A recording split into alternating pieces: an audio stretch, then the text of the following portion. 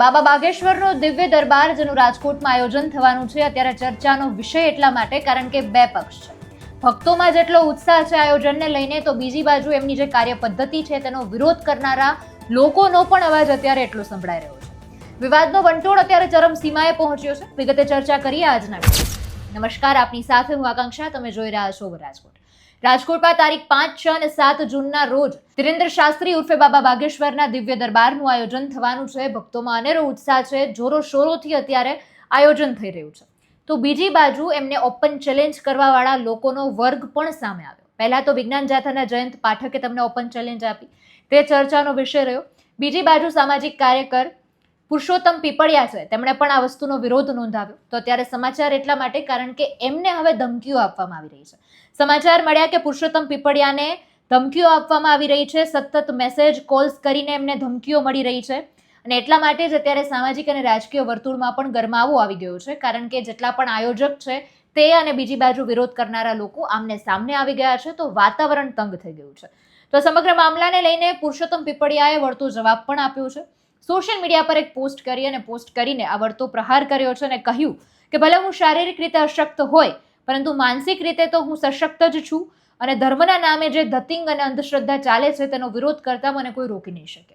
આખો જે મામલો સામે આવ્યો તેને લઈને પ્રતિક્રિયા પણ આવી છે, તો તેને સાંભળીએ. રાજકોટમાં જૂન માસના રેસકોર્સના મેદાનમાં બાબા બાગેશ્વર ધીરેન્દ્ર શાસ્ત્રીનો દિવ્ય દરબારનું 3 દિવસનું આયોજન છે. કથાના આયોજનનો કદી પણ વિરોધ નથી. બાબા દિવ્ય દરબારના નામે લોકોને અંધશ્રદ્ધા તરફ ધકેલે છે, વહેમ અંધશ્રદ્ધા ચમત્કાર તરફ દોરી જાય છે. તેથી તેનો સદૈવ વિરોધ છે. પરચી અને લોકોના નામ કહી દેવા અને દેવી દેવતાના નામે લોકોને ગુમરાહ કરે છે તેનો જાથા વિરોધ કાર્યક્રમ કરે છે. વિજ્ઞાન જાથાએ મીટિંગનું આયોજન કર્યું હતું. તેમાં બાબા વિરુદ્ધ સૂત્રોચ્ચાર કરી વાપસ જાઓ, બાબા કી કોઈ જરૂરત નહીં હૈ, બંધારણ કા અપમાન કરતા હૈ વગેરે સૂત્રોચ્ચાર કરી વિરોધ પ્રદર્શિત કરવાના છે. 4 અને 5 વિજ્ઞાન જાથાના કાર્યક્રમમાં વિજ્ઞાન રેલી સાથે ધરણાનું આયોજન છે. તેમાં બાબા જે ખલનાયક છે અને કથાવાચક નથી કે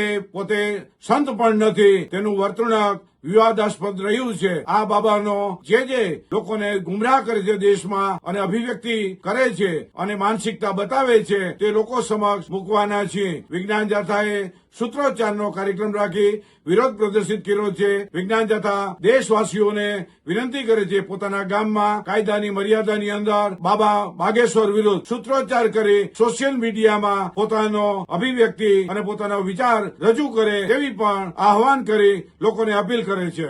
અમારો વિરોધ છે એ માત્ર ને માત્ર દરબારમાં જે ઢોંગ ધતિંગ કરવામાં આવે છે તેની સામેનો છે, જે અંધશ્રદ્ધા ફેલાવવામાં આવે છે તેની સામેનું છે, જે જાદુગીરી કરવામાં આવે છે તેની સામેનું છે, જે આ ડાકીની સાકીની પિચાસીની જે કાંઈ ધૂણવામાં આવે છે તેની સામે છે. આ સિવાય અમારો કોઈ વિરોધ નથી. અમે જો સનાતની છીએ અને સનાતની તરીકે અમારે જે કાંઈ કાર્ય કરવાના થતા હોય તે અમે કરી રહ્યા છીએ. ધર્મનો પ્રચાર કરવાનો બધા ધર્મને અધિકાર છે, તેનો પ્રચાર ને પ્રસાર કરવો જ જોઈએ, એના અમે સમર્થક છીએ. અમારો વિરોધ માત્ર ને માત્ર આ ઢોંગ ધતિંગ સામે છે, પરંતુ આને ડાયલ્યુટ કરીને ધર્મ સામેના વિરોધી તરીકે ચિતરી રહ્યા છે. એ માત્ર ને માત્ર આ એક જે વિરોધને ડાયલ્યુટ કરવા માટેનો જ ઉપાય છે તેમનો. સોશિયલ મીડિયા દ્વારા ગાળો આપીને બીજી અન્ય રીતે આપે પણ વિડીયા જોયા છે, સોશિયલ મીડિયામાં ધૂમ મચાવી રહ્યા છે અને ધમકીઓ આપે છે અમુક યુવકો. એટલે હું એ યુવકોને દોષિત ગણતો નથી, કારણ કે એ યુવકો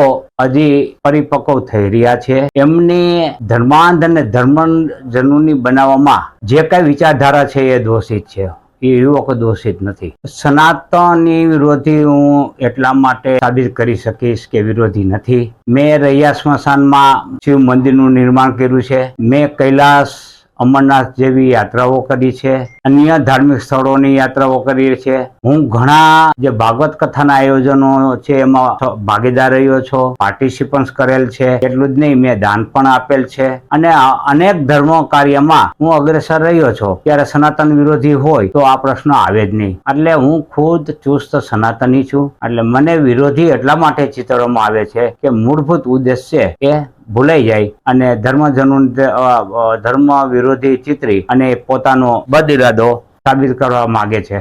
એક મોહિલ મોહિધરા નામનો બાલ્ય અવસ્થામાં એ બાળકનું અપહરણ થઈ ગયું છે. એનાથી એનો પરિવાર તો દુઃખી છે, પણ આખી રાજકોટની જનતા પણ દુઃખી છે. એ બાળક ક્યાં છે, કોણે અપહરણ કર્યું છે, બસ એટલું બતાવી દઈએ તો હું બાબા બાગેશ્વરનો ક્યારેય વિરોધ કરીશ નહીં, અને વિરોધ કરેલ છે એની હું માફી માંગી લઈશ, એના પગમાં પડીશ અને હું એનો ભગત બની જઈશ, હું એનો સમર્થક બની જઈશ. મારે મારા ઘરમાંથી કચરો સાફ કરવાનો હોય. સૌ જે ધર્મના અનુયાયીઓ હોય એ પોતાના ધર્મનો કચરો સાફ કરે. મારે બીજાના ઘરનો કચરો સાફ કરવા જવાનું હોય નહીં. એ એનો છે. આવો હરકતું લેવા હું ક્યારેય માગતો નથી અને લેવું પણ ન જોઈએ. સૌના ધર્મમાં જે કાંઈ ખરાબ હોય એ ધર્મના લોકોની જવાબદારી છે કે એમને સુધારે. મેં બધા ધર્મનો ઠેકો લીધો નથી. મારું માત્ર કામ સનાતન ધર્મનું છે. એટલે આવી બાબતો ઉજાગર કરી અને લોકો છે એ તમને વિરોધ કરતા ટાળે એવા પ્રયત્નો કરી રહ્યા છે, જે યોગ્ય નથી.